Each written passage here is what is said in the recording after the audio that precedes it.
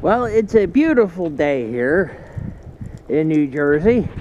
We've had about 4 inches of snow overnight on top of mud, which makes for a wonderful time getting around.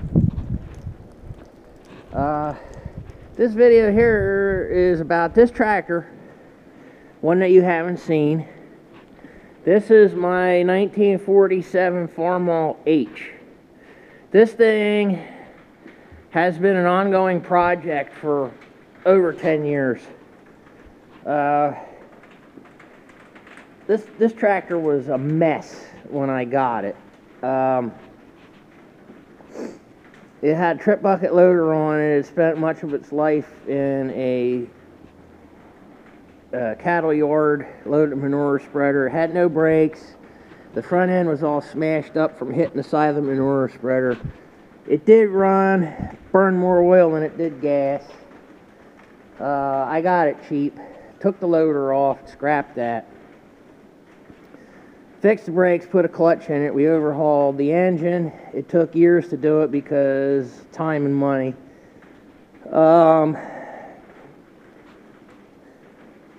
Had to get the carburetor redone. And put it in there and it won't hold gas, so I got to figure that out. That's on the other side, and you see here the magneto is not on here because I had a problem with the magneto. Some insulation went bad inside, so I got that fixed. Got to put that back on, and then we could figure out this carburetor, which you can't see over here because I got these feed bins sitting here.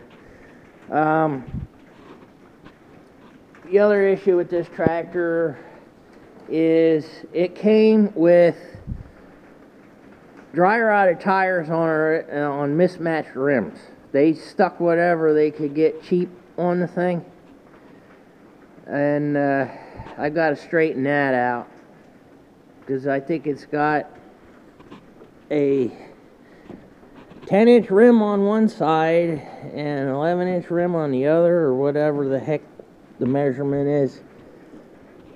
One rim may have come off of an M, I don't know.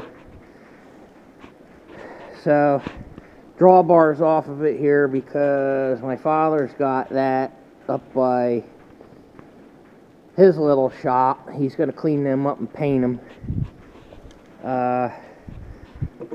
This tractor, we did repaint this, but I wanted to do a couple pieces over because like on the fuel tank here, the paint that we used there was Tractor Supply paint. It was garbage.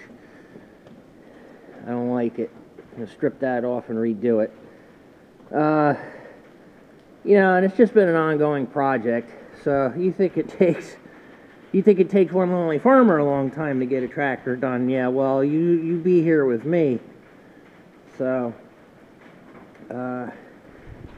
and I'm sure some of you are going to ask, what is this thing back here? Well, this is a belt rake. This is an Aebi belt rake. This was made in Switzerland. How in the world it ended up here, I don't know. I bought it and I used it for quite a few years. It works good in small, tight fields. And the other thing about it, it's PTO driven. It'll rake the same direction whether you're going forwards or backwards. So you could get in the corners and kick the hay out, or back underneath trees and kick the hay out into the field where it would dry. Problem is, a couple of years ago, this belt failed here. And as you can see, the belt's got holes in it to bolt these pieces into. And I contacted Aebi. They do have a distributor network in the United States, but it's mainly for commercial snow removal and grounds care equipment. They don't sell their ag equipment. This is mainly meant for use in alpine conditions on their slope tractors. And they couldn't tell me why it was here either. The belts for this thing, if I ordered them through Aebi, would be $1,000 for 2 belts. And I found out that these are made in Great Britain, Opta belts, and somebody drills holes in them so that Aebi can use them for this. So I found generic belts for a lot less than that, and I'm going to make a jig up using the old belt as a pattern here, so I just drilled my own holes in it and put the new belts on here, and it'll be back in service again. And I'm sure there's a lot of North American farmers that have never seen one of these things work. So once I get it going again, I'll make a video of that. So I guess that's about it for right now. Gotta wait for the mud to dry out here. It's supposed to be in the 70s this week, and maybe I can do some other stuff, make some more videos. So thanks for watching.